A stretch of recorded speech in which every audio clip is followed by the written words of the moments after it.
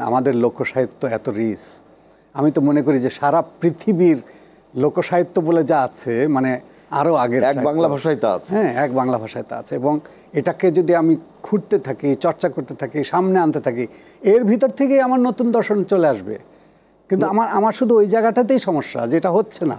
এটা যখন হবে তখন আকাশ বাতাস বেবে এর জয়ধ্বনি বাজবে। যে দেখেন আরব্য রজনীর যে 1100 রাত্রি, 1001 নাইট, এটা কিন্তু সারা পৃথিবীকে প্রভাবিত করেছে, সারা পৃথিবীর সাহিত্যকে।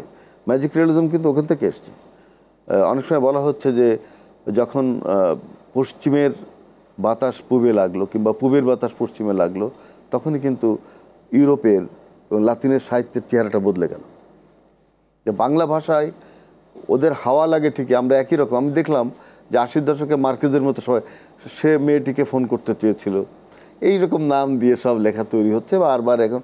কিন্তু এই যে অনুকরণ প্রবণতা, সেটাও কিন্তু বাংলা ভাষার লেখকদের অনেকটা না। আমার কথা হচ্ছে, আমি আমার ঐতিহ্যের দিকে তাকাচ্ছি না। আমার কুয়োর মধ্যে কি আছে সেটা আমি জল তোলার মতো করে আমি তুলছি না। তুলে যদি আমি সেটা নিয়ে কাজ করতে পারি, নিশ্চয়ই এরকম কারো কাছে ধার করতে হবে না।